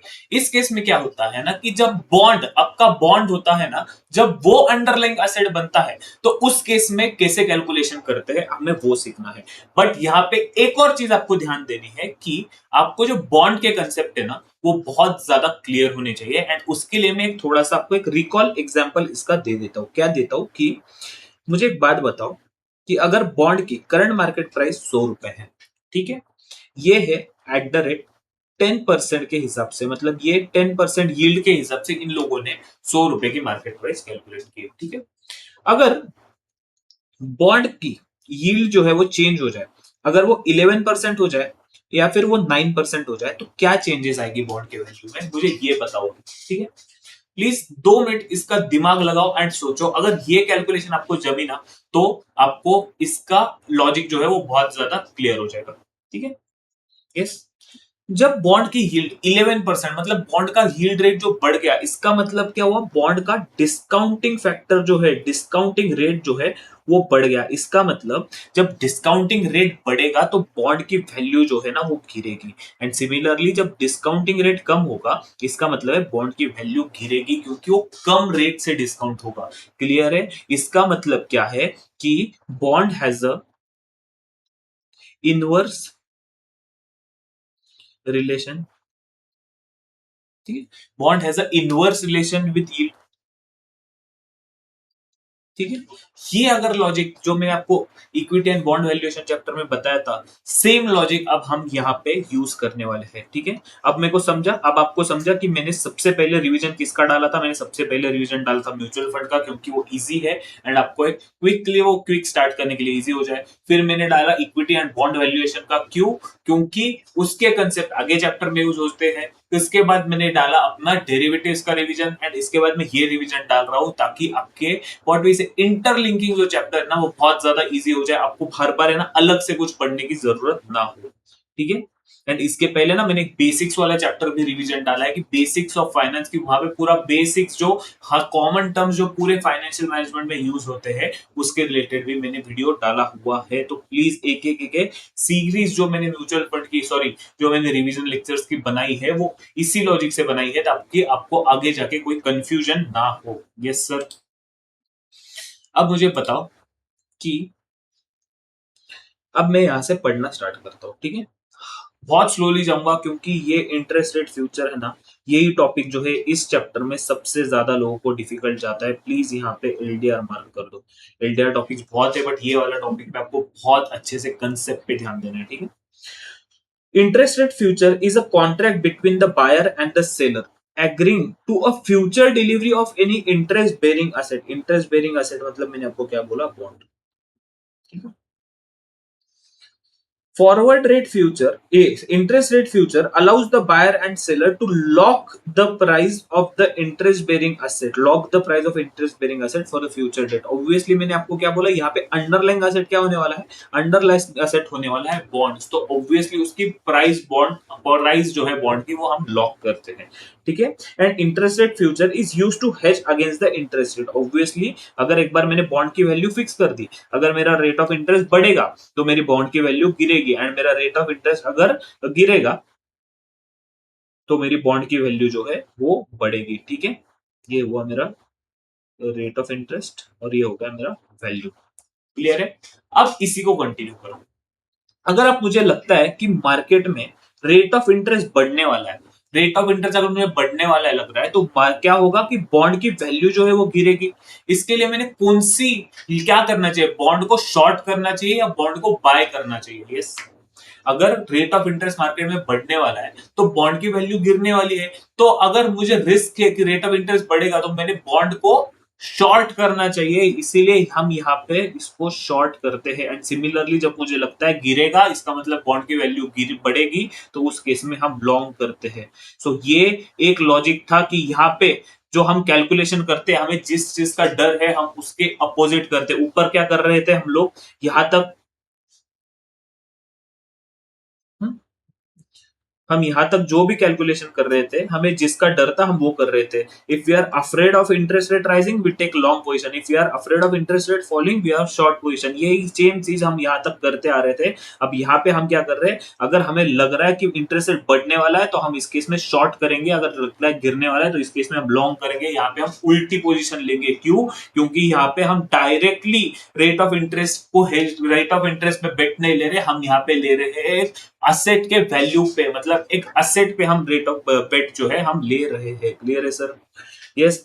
इसका मतलब क्या हुआ, there is inverse relationship between interest bearing security and rate of interest. क्या है यहाँ पे? इंटरेस्ट इनवर्स रिलेशनशिप है, जो मैंने आपको यहाँ पे एग्जांपल के थ्रू भी जो है उसको अच्छे से एक्सप्लेन कर दिया। क्लियर है सर? सो क्या है यहाँ पे लिखा हुआ है, जो मैंने एग्जांपल दिया था, मैंने सेम चीज बताया। रेट ऑफ इंटरेस्ट राइज होगा तो बॉन्ड की वैल्यू जो है वो गिरेगी, क्योंकि डिस्काउंटिंग फैक्टर बढ़ेगा। इसका मतलब रेट ऑफ इंटरेस्ट जब गिरेगा तब बॉन्ड की वैल्यू बढ़ेगी, क्योंकि डिस्काउंटिंग फैक्टर कम होगा। ठीक है। Borrower point of view we will take short position, sell interest in future, and investor point of view we will take long position. क्यों? अगर ऑब्वियसली जब मैं इन्वेस्टर मतलब मैं बैंक में डिपॉजिट करना चाहता हूँ तो मैं चाहता हूँ कि मुझे ज्यादा से ज्यादा रेट ऑफ इंटरेस्ट जो है वो मिले। क्लियर है sir? Final settlement can happen only on expiry. Yes. ठीक है। अब यहाँ पे ना इंटरेस्ट रेट फ्यूचर्स में ना दो इंपॉर्टेंट टर्म्स आते हैं। ठीक है, एक बार इसको पूरे चार्ट को देख लो अगर आपको रिवाइज करना है तो। यस। ठीक है। सो यहाँ पे वो दो इंपॉर्टेंट टर्म्स क्या बोलता है, एक तो वो बोलता है, एक तो कन्वर्जन फैक्टर के अकॉर्डिंग आपको क्वेश्चन में पूछा जाएगा, क्वेश्चंस आएंगे सॉल्व करने के लिए। एक तो कन्वर्जन फैक्टर के अकॉर्डिंग, और दूसरा आता है cheapest to deliver. Cheapest to deliver मतलब क्या? सस्ता वाला बॉन्ड आपको देना है। क्या है? आपको वन बाय वन इसके बारे में देख लेते हैं। ठीक है। इसमें क्या है, कन्वर्जन फैक्टर में all the deliverable bonds have different मैच्योरिटीज and coupon rates. Obviously जो भी बॉन्ड रहेगा, अगर आपको कोई भी एक बॉन्ड डिलीवर करना है तो वहां पे डिफरेंट मैच्योरिटीज के और डिफरेंट टाइप के बॉन्ड्स रहेंगे, थोड़ी ना सिमिलर टाइप के रहेंगे। So to make them comparable RBI introduce conversion factor for each deliverable bond. So अगर मुझे इन दोनों को कंपेयर करना रहेगा, ऑब्वियसली अगर मुझे फॉर एग्जांपल एक दिया मैंगो और एक दिया एप्पल और बोला ये 10 रुपए का और ये भी 10 रुपए का, तो ऐसा चलेगा क्या? नहीं, मैंगो का रेट ऑब्वियसली ज्यादा है। तो क्या होगा, अगर फॉर एग्जांपल एक मैंगो 100 रुपए का रहेगा और एक एप्पल 10 रुपए का रहेगा, तो मुझे ऐसे 10 मैंगो 10 एप्पल लगेंगे, तब वो हो जाएगा कंपेरेबल। सिमिलर चीज, ये एग्जांपल बहुत ही ज्यादा बेसिक था, बहुत ही नॉर्मल था, बट आपको अब समझ आ गया कि इसका मीनिंग क्या है। इसका मीनिंग क्या है कि to make them comparable RBI introduce conversion factor to each deliverable bond. मतलब जैसे कि फॉर एग्जांपल से ये इसका फैक्टर है, अगर मैं इसको एप्पल को 10 के फैक्टर से मल्टीप्लाई करूंगा तब मैं उसको मैंगो से कंपेयर कर पाऊंगा। सो सिमिलर हमें फैक्टर जो है वो करना पड़ता है। So conversion factor into future price, ये हो गई मेरी प्राइस, ये हो गया मेरा conversion factor, is equal to actual deliverable price given for delivery bond. इसकी मतलब जो 100 रुपए हो जाएगी वो उसकी वैल्यू हो जाएगी। इतना ही सिंपल इसका क्वेश्चन आपको आता है कन्वर्टेबल फैक्टर का। एंड चीपेस्ट टू डिलीवर मतलब क्या कि हमें एक ऐसा बॉन्ड कैलकुलेट करना है, एक ऐसा बॉन्ड ढूंढना है जो हमें एक तो कम से कम लॉस हो और या फिर हमको ज्यादा से ज्यादा प्रॉफिट हो जो डिलीवर करने में। जब मैच्योरिटी के टाइम हमें कोई बॉन्ड डिलीवर करना पड़ता है ना, तो उस टाइम पे हम कौन सा बॉन्ड देंगे? एक ऐसा बॉन्ड देंगे जो एकदम सस्ता से सस्ता हो, या फिर जिसमें हमें है जो इसमें यहाँ पे सबसे ज्यादा प्रॉफिट हो रहा है, या फिर हमें लॉस कम से कम हो रहा है। ठीक है। The cheapest to deliver is the bond that minimizes difference between the quoted spot price and the future settlement price। ये जो हमने ऊपर कैलकुलेट किया ना, वही सब चीजें हैं। ठीक है। It is called cheapest to deliver because the least expensive bond in the basket will be deliverable। हमारे पास मल्टीपल बॉन्ड्स रहेंगे, अभी हमने ऊपर भी पढ़ा था। ठीक है। सो इसको कैसे कैलकुलेट करते हैं? The cheapest to deliver bond is determined by difference between cost of acquiring the bond for delivering and the price received। मतलब जो कॉस्ट है और उसमें जो प्राइस रिसीव मिलेगा उसमें हम डिफरेंस को प्रॉफिट एंड लॉस के थ्रू कैलकुलेट करेंगे। कैसे कैलकुलेट करते हैं आओ मैं बताता हूँ। Calculation of profit and loss कैसे होगा? Future settlement price into conversion factor, ये जो हमने ऊपर कैलकुलेट किया था वो। ठीक है। Future price into conversion factor minus coated price, मतलब क्या हमको इस केस में सिर्फ कोटेड प्राइस दिखनी है। अभी जो कोट क्या हुई है प्राइस, मतलब ठीक है, अगर मेरी इसकी वैल्यू आ रही है 100 रुपए और इसकी प्राइस है 90 रुपए, तो मुझे कितना हो रहा है? 10 रुपए का जो है वो डिफरेंस आ रहा है। क्या आ रहा है? मुझे 10 रुपए का डिफरेंस आ रहा है, difference between between the coated price and the spot price. ठीक है, इसको हम कैसे कैलकुलेट करते हैं, हम इसको ना एक टेबल के थ्रू प्रेजेंट करते हैं एग्जाम में। जैसे कि फॉर एग्जांपल से मेरे पास मल्टीपल सिक्योरिटी है, सिक्योरिटी एक है गवर्नमेंट ऑफ इंडिया 6.55 वाली, एक है 6.8% वाली। ठीक है, उसका फ्यूचर सेटलमेंट प्राइस हमको दिया रहेगा, कन्वर्जन फैक्टर हमें दिया रहेगा, हमें क्या करना है, हमें सिर्फ इन दोनों को मल्टीप्लाई करना है, कोटेड स्पॉट प्राइस से हमें इसको डिफरेंस निकालना है और हमें मिल जाएगा प्रॉफिट। ठीक है, यहाँ पे मेरा कन्वर्जन फैक्टर से मेरी प्राइस कितनी आ रही है 9060, बट ये अभी मुझे कितने में पड़ रहा है, ये पड़ रहा है 9266 का, तो फिर मेरा यहाँ पे लॉस हो रहा है। और यहाँ पे इसकी वैल्यू क्या है, इसकी 9195 वैल्यू है, और ये मुझे पड़ रहा है 8775 का। सो यहाँ पे मुझे प्रॉफिट हो रहा है 420 का। सो मैक्सिमम प्रॉफिट मुझे इस बॉन्ड में हो रहा है, तो ये हो गया मेरा cheapest to deliver bond, bond with highest profit और lower loss will be selected, और lower loss will be selected. ठीक है सर। यस, अब एक आता है अपना टॉपिक इंटरेस्ट रेट स्वैप के बारे में। यहाँ पे दो चीजें होती है, एक तो single party swap and two party swap. दोनों चीजें हम एग्जांपल के थ्रू अच्छे से यहाँ पे क्लियर करने वाले हैं। बट अगर आपका ये चीपेस्ट टू डिलीवर और कन्वर्जन फैक्टर अगर क्लियर है, तो हम ये अपने लास्ट टॉपिक के ऊपर बढ़ सकते हैं। अभी एक बार इसको रिवाइज कर लो चाहिए तो। ठीक है सर, देखो बहुत सिंपल सिंपल है, एग्जाम्पल भी है, सब कुछ अगर एक साथ मेरे साथ रिवाइज करोगे ना, तो जल्दी से खत्म हो जाएगा 1-1.5 घंटे में सब, एंड बाद में आप सिर्फ क्वेश्चन सॉल्विंग कर पाओगे। ठीक है, ये वाला पार्ट आप देख रहे थे। ठीक है, बढ़ते आगे इंटरेस्ट रेट स्वैप की तरफ। ठीक है, interest rate swap. Yes sir. So interest rate swap मतलब क्या, and interest rate swap, in an interest rate swap the parties to the agreement term the swap counterparties, क्या बोलते हैं इनका, swap counterparties agrees to exchange their payment index to different interest rate। For example से कि कभी कभी क्या होता है ना कि दो टाइप के इंटरेस्ट लोन होते हैं, कि एक होता है फिक्स्ड इंटरेस्ट और एक होता है फ्लोटिंग इंटरेस्ट। दो लोग हैं, एक है ए और एक है बी। बी को चाहिए फिक्स्ड रेट के अकॉर्डिंग और ए को चाहिए फ्लोटिंग रेट के अकॉर्डिंग। ऐसा क्यों, क्योंकि बी को लग रहा है कि आगे जाके मार्केट में रेट ऑफ इंटरेस्ट बहुत ज्यादा बढ़ने वाला है, तो वो बोलता है अभी मुझे फिक्स से चाहिए, और बी बोलता है कि मुझे फ्लोटिंग से चाहिए क्योंकि मुझे लग रहा है आगे जाके गिरने वाला है। इसलिए इन दोनों को ना एक अलग अलग टाइप से इंटरेस्ट रेट चाहिए। ठीक है, सो ये होता है इन दोनों के केस में। क्या होता है ना, कभी किसी को सस्ते में पड़ता है, कभी किसी को महंगे में पड़ता है। सो ये दोनों साथ में आके एक अपना एग्रीमेंट बनते हैं, स्वैपिंग एग्रीमेंट बनाते हैं, और जो बेनिफिट होता है वो शेयर करते हैं, उसे बोलते हैं इंटरेस्ट रेट स्वैप। ये मैंने सिर्फ वन लाइन में आपको इसका पूरा डेफिनेशन बताया, बट ये कंसेप्ट बहुत बड़ा है, इसको हम डिटेल में समझेंगे तो by the end of this concept आपको ये इसके सारे क्वेश्चन जो है वो सॉल्व करते आएंगे। ठीक है, सो नोट स्वैपिंग डेट, यहाँ पे एक मैंने नोट लिखी है कि यहाँ पे हम एज्यूम्पशन लेके चलते हैं कि each month has 30 days and interest rate is calculated on the basis of 360 days a year. Clear है सर, इस बेसिस पे इसके कैलकुलेशन होते हैं। ठीक है, तो सबसे आता है प्लेन वेनिला और जेनरिक स्वैप और coupon swap rate, coupon swap rate swap. ठीक है, coupon rate slash rate swaps. ठीक है, इसका मतलब क्या है, जैसे कि मैंने यहाँ पे एक एग्जांपल लिया है, mister A and mister B entered into a contract where mister A will pay B floating interest rate and mister B will pay mister A fixed interest rate. मतलब क्या हो गया, इन दोनों ने एक एग्रीमेंट किया कि मैं मिस्टर ए मिस्टर बी को फिक्स्ड इंटरेस्ट रेट से देगा और मिस्टर बी मिस्टर ए को फ्लोटिंग इंटरेस्ट रेट से देगा। इसको बोलते हैं सिंगल पार्टी स्वैप। ठीक है, सो यहाँ पे क्या होगा ना कि यहाँ पे ये ना इन दोनों लोग बेट लगाएंगे। जैसे कि यहाँ पे इन लोगों ने क्या किया था, बी ने बोला था मैं फिक्स्ड रेट पे लगूंगा, और बी सी ए बोलता है कि मैं फ्लोटिंग पे लगूंगा क्योंकि इसको लगता है रेट गिरेगा। सो ये दोनों ना आपस में शर्त लगाते हैं और बोलते हैं जिसका फायदा हो जाएगा ना वो दूसरे को पेमेंट करेगा। ठीक है, तो इन दिस क्या होगा, सेटलमेंट कैसे होगा, calculating interest payable by fix payment. Obviously जिसका फिक्स पेमेंट से इंटरेस्ट रहेगा वो कैलकुलेट करेगा, वो तो सेम ही रहेगा every period.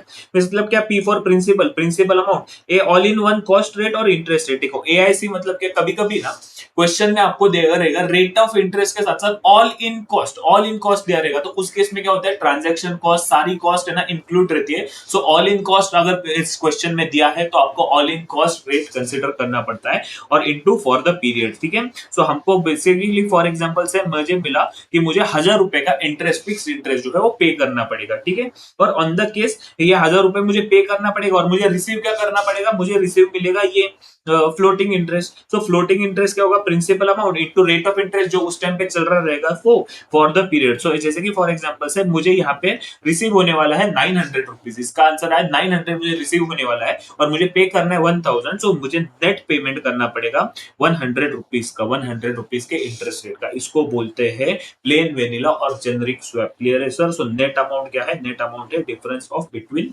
1 and 2। And sir आपने वो बोला था दोनों का बेनिफिट शेयर होने वाला है, वो क्वेश्चन टू पार्टी स्वैप में आगे आ जाएगा, ठीक है। सो यहाँ पे इंटरेस्ट स्वैप के दो टाइप की क्वेश्चन आता है, वो कहता है सिंगल की जहां पे कि दोनों एक दूसरे के साथ बेट लगाते हैं, एक लगाता है फ्लोटिंग से, एक लगाता है फिक्स से, और देखते हैं कि किसको ज्यादा अमाउंट पेएबल है। सो जिसका भी ज्यादा अमाउंट पेएबल रहेगा वो नेट पेमेंट हो जाएगा difference in 1 and 2। If step 1 is greater interest payable by fix rate player and interest 2 is greater than floating rate player को इंटरेस्ट पेएबल रहेगा। क्लियर है sir? Yes.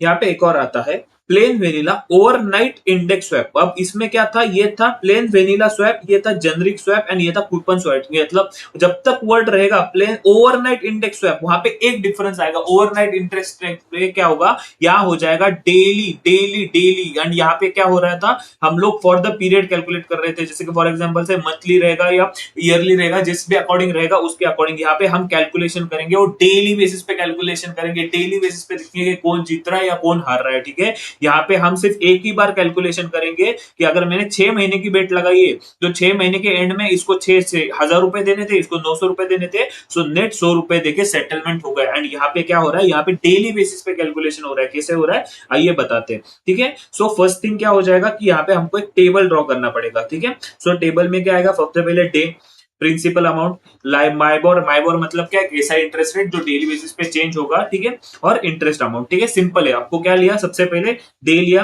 Principal, interest rate और interest के amount, ठीक है, same calculation कर रहे हैं, ठीक है। सो जैसे कि फॉर एग्जांपल से वेडनेसडे थर्सडे इन लोगों ने एक हफ्ते का बेट लगाया रहेगा, ऐसे क्वेश्चन में रहता है कि हम मंडे से सैटरडे ये कर रहे हैं, ठीक है। सो ट्यूसडे वेनसडे पर डे कैलकुलेशन करता है, कितना रहेगा, एक प्रिंसिपल अमाउंट जो रहेगा वो, प्लस इसमें रेट ऑफ इंटरेस्ट ऐड करेंगे, और जो इंटरेस्ट अमाउंट रहेगा वो मैं क्या बोला, डेली कंपाउंडिंग होगा ना, तो फ्लोटिंग रेट के केस में ये ऐड हो जाएगा इसमें। सो कंपाउंडिंग इंटरेस्ट पे इंटरेस्ट ऐड हो जाएगा। सो ये इंटरेस्ट अमाउंट प्रिंसिपल में ऐड हो जाता है, वापस से इस पे रेट ऑफ इंटरेस्ट लगता है एंड हमें इंटरेस्ट अमाउंट जो है बढ़ जाता है, ठीक है। यहाँ पे कैसा था, देखो यहाँ पे नोट लिखा है मैंने, 10 crore into 8.5% divided by 365, divided by 365 क्यों, क्या, क्योंकि पर डे का इंटरेस्ट था। सो यहाँ पे ये इंटरेस्ट वापस प्रिंसिपल में ऐड हो जाएगा एंड सिमिलरली यहाँ पे डिवाइडेड बाय 365 होके मुझे अगला इंटरेस्ट भी जो है वो मिल जाएगा। So total interest eight the rate floating rate क्या हो जाएगा, यहाँ पे हो जाएगा एक हफ्ते का। सो एक हफ्ते बाद हम लोग देखेंगे कि इंटरेस्ट रेट वाले ने, फ्लोटिंग वाले का डेली कंपाउंडिंग हो रहा है, फ्लोटिंग वाले का डेली सेटलमेंट हो रहा है, डेली कंपाउंडिंग हो रहा है। सो फ्लोटिंग वाले का डेली एक इंटरेस्ट कितना आया वो, एंड इंटरेस्ट वाले का, फिक्स इंटरेस्ट वाले का तो सेम ही रहेगा, तो वो कितना आया and net settlement amount calculation हो जाएगी। क्लियर है सर? सो मेन डिफरेंस क्या था, यहाँ पे हम कैलकुलेशन एक ही बार कर रहे थे, भले वो इंटरेस्ट रेट फिक्स वाला रहेगा या फिर इंटरेस्ट रेट फ्लोटिंग वाला रहेगा, एक ही बार कर रहे थे। और जब ओवरनाइट इंडेक्स रहेगा उस केस में फ्लोटिंग वाले का डेली कैलकुलेशन हो जाएगा, क्या होगा, डेली कैलकुलेशन हो जाएगा, ठीक है। इसके बाद अपना एक टॉपिक आता है, इसको आपको देखना है तो एक बार देख लीजिए, ठीक है।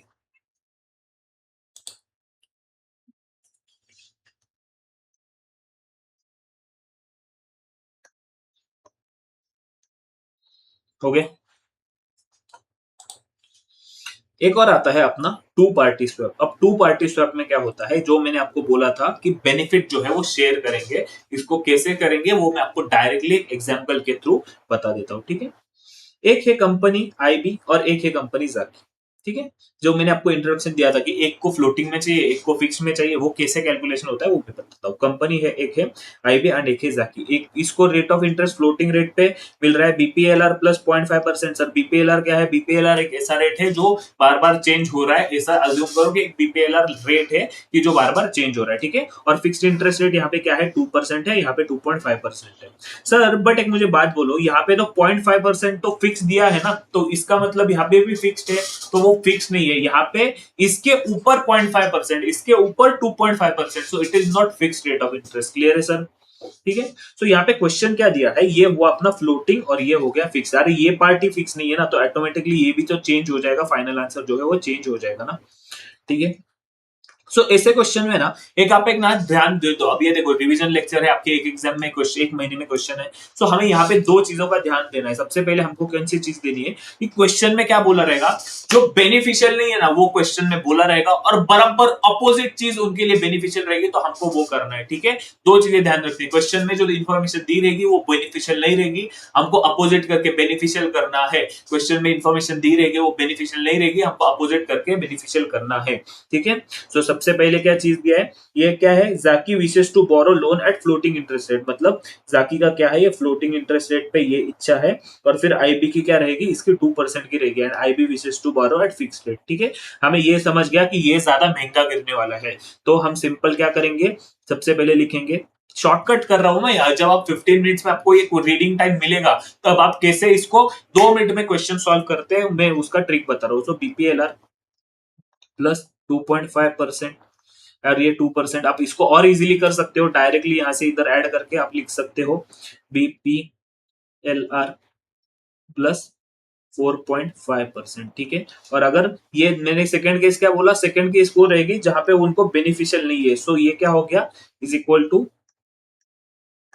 बेनिफिशियल क्या नहीं है, ठीक है, यहाँ पे क्या है, बीपीएलआर प्लस 2.5%, सॉरी 2.75%।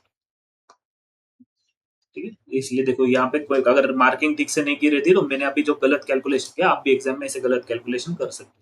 2.75%। ठीक है, हमको ऑब्वियसली दिख रहा है, अगर इन दोनों ने अपोजिट चीज ली तो इन दोनों को कम इंटरेस्ट रेट पे करना पड़ रहा है, बट ये अगर जो इनकी मनमानी करना चाहते हैं इसलिए इनको ज्यादा इंटरेस्ट रेट पे करना पड़ता है। सिंपल क्वेश्चन है, इन दोनों का जो आएगा डिफरेंस कैलकुलेट करेंगे, अगर कोई कमीशन रहेगा तो वो माइनस करेंगे और डिवाइडेड बाय 2 करके इन दोनों को बेनिफिट बांट देंगे। क्लियर है सर, यही करना है। तो क्या बोला है, the loan amount required by both the firm is same.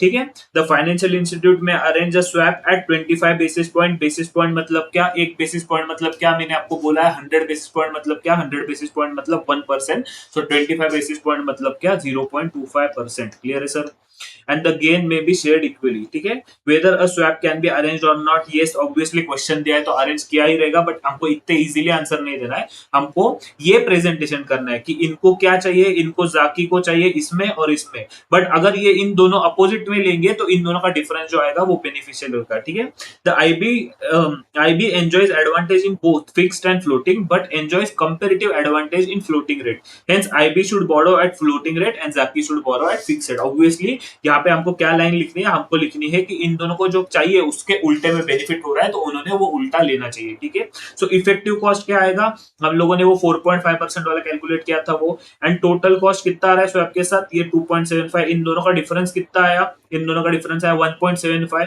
Commission कितना गया 0.25 का, और नेट बेनिफिट आ रहा है 1% का। इनको हम डिवाइडेड बाय 2 करके दोनों में बांट देंगे। दोनों में बांटने के बाद क्या हो जाएगा, इसकी इच्छा किससे थी, इसकी इच्छा थी 2% से लेने की, इसको 2% से इसका 0.75 माइनस कर दो, देखो 2% से 0.75 माइनस कर दो, इसको 1.25 इंटरेस्ट पड़ेगा, और इसका भी 0.75 माइनस कर दो, इसको बीपीएलआर प्लस 1.75 इंटरेस्ट पे करेगा। They will and up paying 1.25% and 7.75%। Clear है सर, इतना सिंपल क्वेश्चन है, बट आपको ये टेबल में ड्रॉ करना है। टेबल में क्या ड्रॉ करना है, स्टेप 1 विदाउट स्वैप जो हमने ये कैलकुलेट किया वो, स्टेप 2 विद स्वैप ये हमने कैलकुलेट किया वो, स्टेप 3 डिफरेंस इन दोनों का आएगा वो, एंड जो मैंने क्या बोला कमीशन रहेगा उसको माइनस करेंगे, और जो नेट गेन रहेगा उसको डिवाइडेड बाय 2 करेंगे, इन दोनों को शेयर कर देंगे। क्लियर है सर, ये था आपका पूरा क्वेश्चन सॉल्विंग के साथ अपना ये कंसेप्ट स्वैप का। इसके साथ मैंने ये पूरा का पूरा लेक्चर डिटेल में लिया हुआ है, हर एक चीज कंसेप्ट के साथ कवर की है। डेरिवेटिव्स आपका पूरा का पूरा खत्म हो गया है, इंक्लूडिंग इंटरेस्ट रेट डेरिवेटिव्स। ठीक है, दिस वाज फॉर टुडे। देखो यहाँ पे मैंने पहले ये सब चीजें जो है हर एक चीज कवर की, एंड आपके जो मॉड्यूल में सारी चीजें ना हर एक चीज यहाँ पे कवर है। यहाँ पे जहाँ पे मुझे लगता है कि आपको यूजुअली डिफिकल्टीज आती है, मैंने डायरेक्टली उसके क्वेश्चन भी लिए हुए हैं। अगर आपको ये वीडियो पसंद आया तो प्लीज नीचे कमेंट कर देना, लाइक कर देना, एंड आपको अगर कोई स्पेसिफिक टॉपिक के क्वेश्चन सॉल्विंग वीडियो चाहिए तो प्लीज उसको भी नीचे कमेंट कर देना कि मैं वो भी लेके आऊंगा। क्लियर है sir, till then this was C Utkarsh Mehta signing off, over and out.